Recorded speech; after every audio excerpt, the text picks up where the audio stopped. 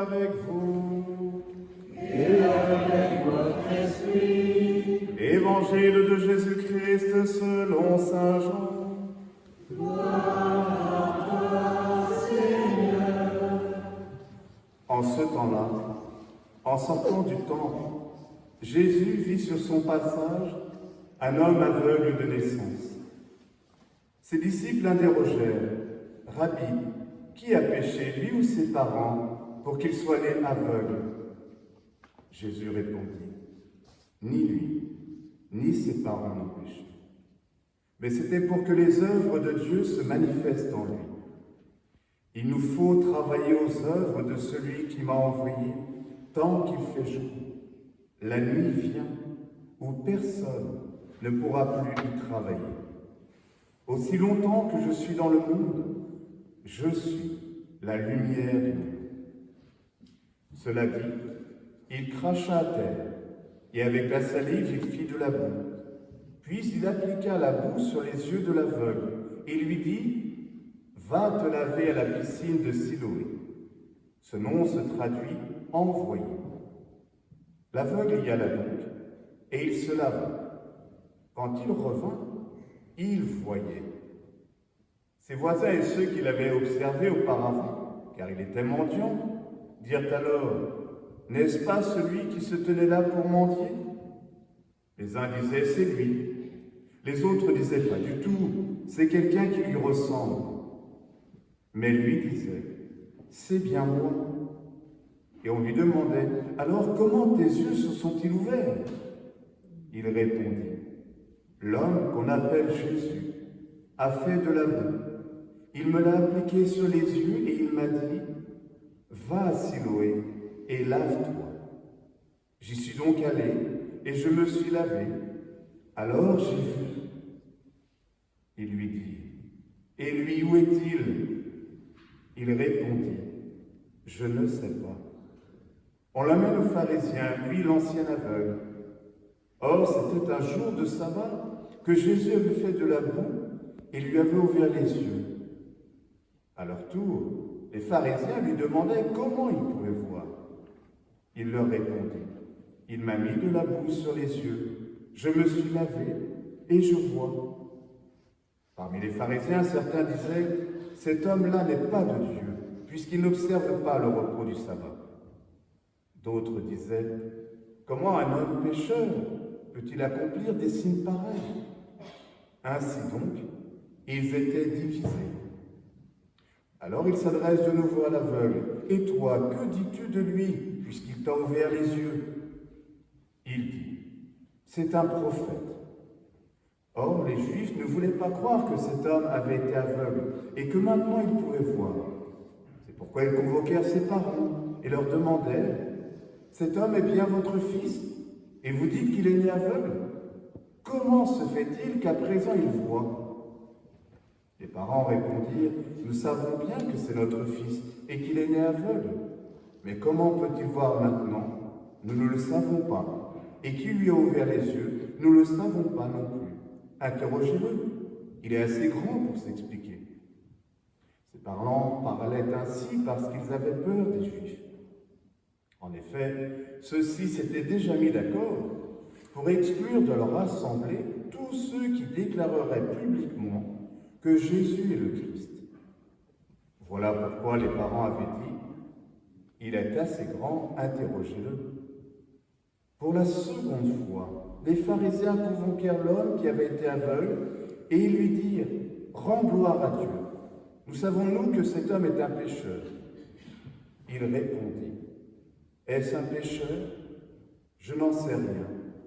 Mais il y a une chose que je sais, j'étais aveugle et à présent je vois. » Ils lui dirent alors, « Comment as-tu fait pour t'ouvrir les yeux ?» Il leur répondit, « Je vous l'ai déjà dit, et vous n'avez pas écouté. Pourquoi voulez-vous m'entendre encore une fois? Serait-ce que vous voulez, vous aussi, devenir ses disciples ?» Ils se mirent à l'injurier. « C'est toi qui es son disciple. Nous, c'est de Moïse que nous sommes les disciples. Nous savons que Dieu a parlé à Moïse, mais celui-là, nous ne savons pas d'où il est. » L'homme leur répondit, « Voilà bien ce qui est étonnant. Vous ne savez pas d'où il est, et pourtant il m'a ouvert les yeux. Dieu, nous le savons, n'exauce pas les pécheurs. Mais si quelqu'un l'honore et fait sa volonté, il l'exauce. Jamais encore on avait entendu dire que quelqu'un ait ouvert les yeux à un aveugle de naissance. Si lui n'était pas de Dieu, il ne pourrait rien faire. Il répliquait, « Tu es tout entier dans le péché depuis ta naissance, et tu nous fais la leçon. » Et ils le jetèrent dehors. Jésus apprit qu'il l'avait jeté dehors. Il le trouva et lui dit, « Crois-tu au Fils de l'homme » Il répondit, « Et qui est-il, Seigneur, pour que je croie en lui » Jésus lui dit, « Tu le vois, et c'est lui qui te parle. » Il dit, « Je crois, Seigneur. » Et il se prosterna devant lui. Jésus dit alors, « Je suis venu en ce monde pour rendre un jugement, que ceux qui ne voient pas puissent voir, et que ceux qui voient deviennent aveugles. » Parmi les pharisiens, ceux qui étaient avec lui entendirent ces paroles et lui dirent, « Serions-nous aveugles, nous aussi ?» Jésus leur répondit, « Si vous étiez aveugles, vous n'auriez pas de péché. Mais du moment que vous dites « Nous voyons », votre péché demeure.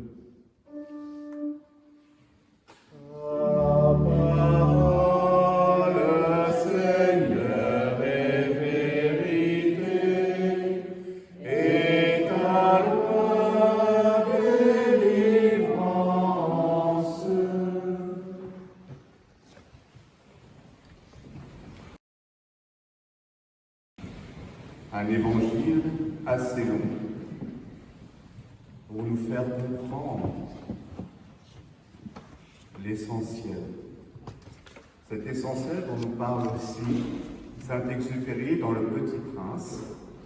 L'essentiel est invisible pour les yeux. On ne voit bien qu'avec le cœur. Avec nos yeux, nous pouvons parfois juger et enfermer telle ou telle personne dans ce que nous voulons voir, dans ce que nous croyons voir de cette personne. Hier, j'étais à Nerville, je vais dénoncer avec qui? Philippe, et d'autres, pour la messe, bien sûr. Mais après, je t'ai vu partir, il devait être bien minuit et quelques, je crois. Je crois que je t'ai pressé, comme je t'ai vu partir, donc je suis parti encore après, donc la nuit a été courte. C'était la Saint-Patrick hier. La Saint-Patrick, il y avait pas loin de 140 personnes. Ils sont là aussi, Françoise, et vous êtes courageux, parce que je crois que vous êtes partis après moi. C'est comme quoi, hein, faire la fête, ça n'empêche pas de venir à la messe le lendemain. Vous voyez, la preuve est là. Et à la Saint-Patrick, à un moment, au cours de la soirée, une jeune fille, non, un enfant, elle devait avoir 5 ans, une petite fille, quoi. Elle regarde mon crâne chaud. Ça l'intrigue, et donc du coup, elle arrive avec ceci, et elle trouve que ça va bien avec mon crâne chaud, et donc elle me le met sur le crâne chaud. Voilà, c'est bizarre comme quoi les gens, quand vous n'avez pas de cheveux, ça trouble un peu. Ça trouble un peu, mais j'ai trouvé cette petite fille, je trouvais ça génial. Je me suis dit, mais elle n'a pas vu que le monsieur, il avait un col romain et tout, et qui prêtre, je ne sais même pas forcément ce que c'est, mais voilà, elle vient et puis elle me met comme ça sur la tête cette perruque, la Saint-Patrick, donc aux couleurs irlandaises, quoi. Et je me suis dit, mais je venais de prêcher à Nerville, et je me suis dit, mais comment cet enfant a illustré l'évangile, la première lecture que nous avons entendue. Ne vous laissez pas justement abuser par les apparences. Apprenez à vous reconnaître tel que Dieu vous voit, en ne devenant pas trop sérieux. Parce que des fois, quand on est trop sérieux, On se dit, c'est étonnant parce que, par exemple, avec cette perruque, là, je me dis, mais qu'est-ce qu'il nous dit là? Est-ce que c'est vraiment sérieux ce qu'il nous dit? Si je retire la perruque, tout de suite, ça devient plus sérieux. Alors, il y en a peut-être que c'est vraiment, c'est quoi ce prêtre, quoi? Mais ça ne change rien à la personne. Ce n'est qu'une apparence extérieure. Dans la première lecture que nous avons entendue du livre de Samuel, le Seigneur envoie Samuel chez Jessé pour demander de donner l'onction à un de ses fils. Et Samuel arrive et chez Jessé, il voit Eliab. Il le voit grand, fort. Il se dit, ben c'est sûrement celui-ci. Mais le Seigneur lui fait comprendre, non. Ne considère pas son apparence. Dieu ne regarde pas comme les hommes. Les hommes regardent l'apparence, mais le Seigneur regarde le cœur. Ne pas justement juger sur les apparences. Et finalement, les 7 fils vont passer.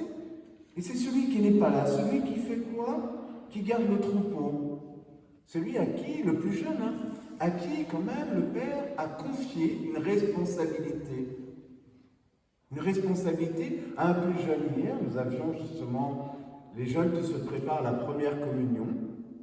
Et j'ai rappelé aux parents, j'ai rappelé à nos catéchistes que c'était important de leur confier des responsabilités. Comme Kelran, qui est avec moi, servant d'hôtel, qui porte cette belle responsabilité de servir avec moi la messe. Comme ceux aussi que nous appelons pour telle ou telle lecture, pour s'engager. Le Seigneur nous confie à tous des responsabilités. Et David va recevoir l'onction et deviendra le grand roi David, alors qu'au départ, ce n'était pas lui sur les apparences qui était forcément l'élu. Oui, si je traverse les ravins de la mort, je ne crains aucun mal, car tu es avec moi. Ton bâton me guide et me rassure, nous dit le psalmiste. Tu as toujours été, et tu seras toujours là à nos côtés, Seigneur, dans toutes nos épreuves, pour nous aider à regarder vers cette lumière qui nous éclaire et qui nous invite à ne pas nous laisser égarer par nos obscurités, par nos aveuglements. J'habiterai la maison du Seigneur pour la durée de mes jours. Tu habiteras en moi et j'habiterai en toi tout au long de ma vie. Oui, je veux demeurer, Seigneur, dans cette communion pour sans cesse recevoir cette lumière et t'entendre me dire, vous êtes la lumière du monde, vous êtes le sel de la terre. Conduisez-vous comme des enfants de lumière, nous dit saint Paul dans la seconde lecture. Conduisez-vous comme des enfants de lumière.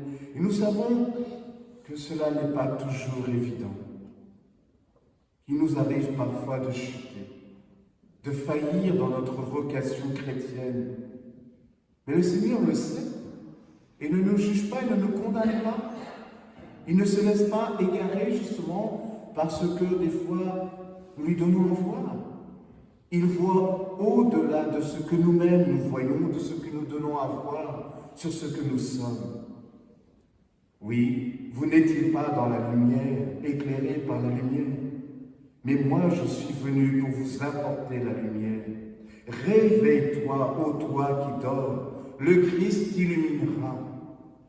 Réveille-toi pour réveiller ce monde, pour recevoir ta mission. Au-delà de ce que tu donnes ou de ce que tu crois être. Ouvre ton cœur à la lumière de la foi. Ne laissons pas grandir en nous l'obscurité, pour ne pas perdre l'éclat de la lumière que Dieu a mise en nous. Dieu est lumière. Aucune ténèbre ne peut arrêter la lumière. Dans l'Évangile, cet aveugle, il est là, les pharisiens lui disent, ou les disciples de Jésus demandent, mais qui a péché? Est-ce lui, est-ce ses parents? tout de suite une condamnation parce qu'ils ne voient qu'une maladie et ils enferment la personne dans la maladie. Et le Seigneur dit, ni lui ni ses parents n'ont péché, c'était pour que les œuvres de Dieu se manifestent en lui, que ceux qui croient voir deviennent aveugles et que ceux qui pensent être aveugles voient. Pour recevoir la guérison pour ceux qui pensent être guéris, il nous faut travailler aux œuvres de celui qui m'a envoyé tant qu'il fait jour. La nuit vient où personne ne pourra plus y travailler. Aujourd'hui, combien de nuits dans le monde on nous annonce pour nous maintenir dans la peur et l'immobilisme. Nous n'avons pas à avoir peur. Nous avons la foi. La foi pour nous mettre en route, pour nous réveiller, réveiller le monde, pour nous mettre en marche et faire avancer le monde dans la bonne direction. C'est aujourd'hui le jour du salut. C'est aujourd'hui ton jour. Et l'aveugle, comment il voit? C'est étonnant. Je l'ai dit aux enfants hier. Le Seigneur, il crache par terre, il fait de la boue et il met sur son regard. Je ne sais pas si vous et moi, naturellement, nous aurions accepté de nous laisser faire. Mais l'aveugle, lui, justement, ne voit pas. Il fait confiance. Il voit avec le cœur. Il n'a rien à perdre. La foi qu'il met en celui qu'il ne voit pas, mais qu'il entend. Il entend. Il a entendu parler de lui, de ce Jésus. Et il est là. Il accepte de recevoir tout ce que Jésus lui demandera de faire. Et après avoir mis la boue, qu'est-ce qu'il dit? Va à la piscine, là, va te baigner, va te laver à Siloé. Lève-toi, et va. Et qu'est-ce qu'à chaque fois il dit? J'y suis donc allé, je me suis lavé, alors j'ai vu. Il y a un passage dans l'Ancien Testament avec Naaman le Syrien, qui justement était couvert de lèpre. Et il va voir un prophète, Élisée, et le prophète lui dit aussi, va te laver. Et lui, il se met en colère. Comment ça? Est-ce qu'il n'y a pas des fleuves plus grands chez moi pour qu'ils me disent que simplement d'aller me laver? Et heureusement, un de ses salariés lui dit, si le prophète avait demandé quelque chose de surhumain, tu l'aurais fait. Alors il se ravise et il va se laver. Et il retrouve la peau saine. La confiance, la foi, c'est avancer, c'est croire sans voir avec ce regard, mais croire avec le cœur et voir avec le cœur. Ce que les pharisiens ne savent plus faire, puisqu'ils disent, comment ça, il a guéri le jour du sabbat? C'est impossible, c'est un pécheur lui aussi, c'est un pécheur. Mais non, Jésus justement a dessein pour cet acte, pour leur ouvrir aussi à eux les yeux du cœur et ne plus être enfermés dans leur jugement, dans leur condamnation. Et l'aveugle sans cesse dit à chaque fois qu'on lui demande, « Toi, que dis-tu de lui, puisqu'il t'a ouvert les yeux ?» L'aveugle dit, « C'est un prophète. Il n'a pas peur de devenir ce témoin. Et nous, que disons-nous de Jésus et sur Jésus, s'il nous a ouvert les yeux du cœur? Quel témoignage donnons-nous de lui? Nous ne sommes pas faits pour demeurer dans l'obscurité. Nous sommes faits pour avancer sur un chemin de lumière, pour suivre celui qui nous dit « Je suis le chemin, la vérité et la vie ». Lorsqu'on interroge les parents de l'aveugle, ces parents parlaient ainsi parce qu'ils avaient peur des Juifs. Ils reconnaissent bien leur enfant, ils disent qu'il est bien né aveugle, mais ils ne savent pas à quoi répondre devant la peur. Quelles sont les peurs qui nous empêchent de voir la vérité pour témoigner? Quelles sont les peurs qui empêchent notre monde d'accueillir cette vérité pour retrouver la vraie liberté? Comme je vous l'ai dit au début, l'essentiel est invisible pour les yeux, on ne voit bien qu'avec le cœur. Voilà bien ce qui est étonnant. Vous ne savez pas, mais pourtant il m'a ouvert les yeux, dit-il. Jamais encore un homme n'avait entendu dire que quelqu'un ait ouvert les yeux à un aveugle de naissance s'il n'était pas de Dieu. Il ne pourrait rien faire. Il n'a pas peur, cet aveugle, de témoigner de la vérité. Il a fait une expérience dans sa chair, dans son cœur, de celui qui est venu apporter le salut, la guérison au monde entier. Mais les pharisiens demeurent enfermés dans leur aveuglement. Tu es tout entier dans le péché depuis ta naissance et tu nous fais la leçon à nous, les docteurs de la loi, les pharisiens, les prêtres de l'époque. Et Jésus va alors récupérer cet homme qui a été mis dehors, exclu. Combien de frères et sœurs dans le monde sont exclus? Et là, j'ai un frère et je suis heureux qu'il soit là. Christophe, vous l'avez peut-être vu, voilà, portier, qui a ouvert, qui a fermé la porte d'ailleurs, parce que voilà, c'est bien de garder la chaleur. Christophe avec son chien, sa chienne qui est là. Christophe, c'était mon plus proche voisin à Herblay. Et il gardait mon église. On a passé des soirées ensemble sur le parvis de l'église, très tard aussi, jusqu'à 1h du matin, pour prendre le temps de se rencontrer, de s'accueillir. Et merci Christophe, pour ce que tu m'as donné à voir et à accueillir, à reconnaître mes frères au-delà de leur apparence, au-delà de leur lieu d'habitation. Christophe, qui vit pour les yeux du monde, pour ceux qui jugent de manière marginale. Mais qui sont les marginaux de la vie? Merci Christophe, pour m'avoir ouvert les yeux et m'apprendre à voir Dieu dans tous mes frères, au-delà des apparences qui souvent nous enferment et nous enchaînent. Oui, serions-nous aveugles, nous aussi, demandent les pharisiens à Jésus. Si vous étiez aveugles, vous n'auriez pas de péché. Mais du moment que vous dites « nous voyons », votre péché demeure. Apprenons à voir, non pas à la manière des hommes, mais à la manière de